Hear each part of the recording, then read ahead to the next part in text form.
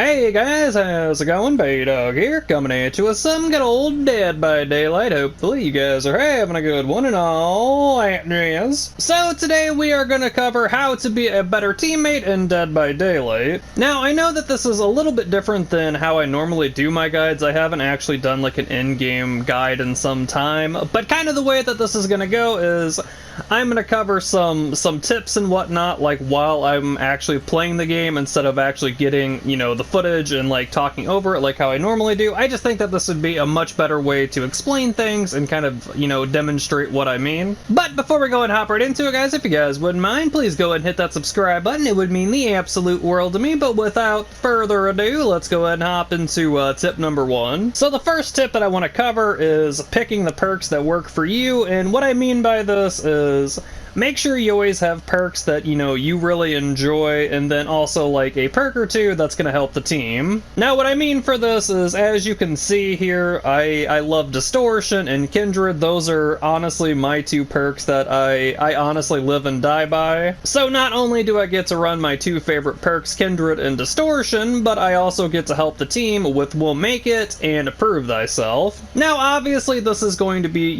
completely subjective, and your perks are probably going to be a lot different from mine, but I just wanted to kind of like show that, no matter like what perks, you enjoy using, I would recommend at least having one team perk. So whether it's like We'll Make It, Prove Thyself, Leader, I mean anything that's going to help the team. But I would recommend, yes, that you run at least one perk that will help the team.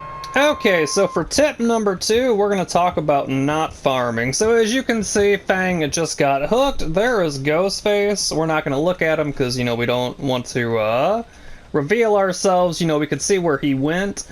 Now, since we waited, we're going to assume that he's going to go after good old Nia back there. So what this allows us to do is get Fang off the hook, and then this is going to let us get a heal. See, that's why it's important to always just kind of be patient and don't force it if it doesn't have to be, because I could have easily just, ran up here and unhooked her, but that really doesn't do anything other than, I mean, sure, she gets off the hook, but also in turn, it just makes a big mess. So if you go to unhook someone, make sure to, kind of wait it out. That's one reason that I enjoy, using Kindred.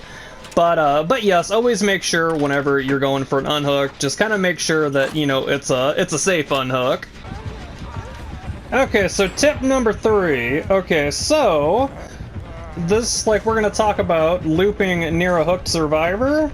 This is kind of like something that you'll see quite often is sometimes people will just loop near a hooked survivor and nothing really gets done. But the point I wanted to make though is if you're being chased by the killer, always make sure to take the killer away, so that way, there's a nice unhook and the hook survivor can get healed. Because I mean, even though we didn't keep him super busy, we were able to buy enough time to get Nia unhooked and get her fully healed. The next tip that we're going to cover is using the HUD, like the little interface here on the left-hand side of the screen.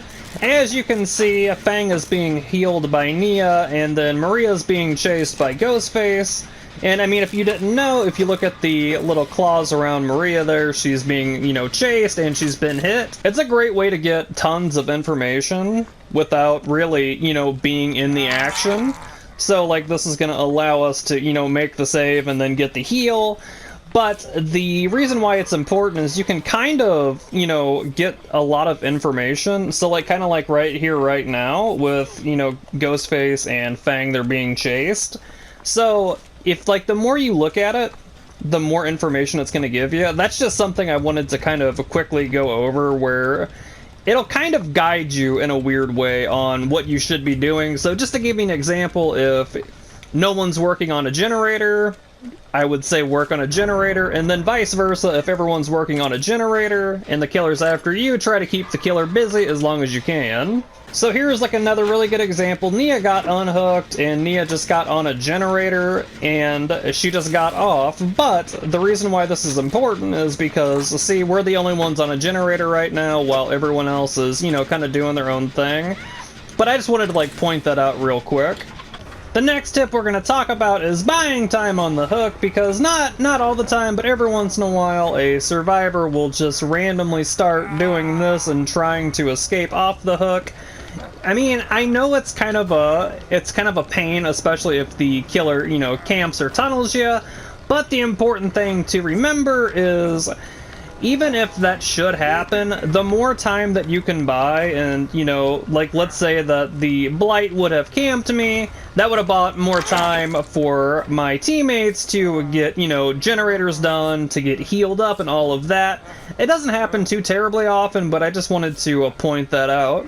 Another thing that I want to add on to the whole, like, struggling on the hook and whatnot, also keep in mind, like, you know, should you get, you know, camped, you know, like, let's say by, like, Bubba or something like that, even though you might not be on a generator or anything, sometimes buying time, whether it's looping or buying time on the hook, sometimes it can be the difference between only, you know, one person making it out or 3 people making it out. The last tip that we're going to go ahead and go over, which honestly I think is going to help you out more than anything, is reviewing your gameplay. In my opinion, reviewing your gameplay is going to help you out tremendously. At least it works for me, because whenever I'm struggling somewhere, I like to be able to see where I'm making the mistake. I don't know, maybe that's just me, but I like to be able to actually, like, look at the gameplay and see what I could have done better, or maybe I misread the situation. Luckily, this is very easy to do, whether you're on PlayStation, Xbox, PC.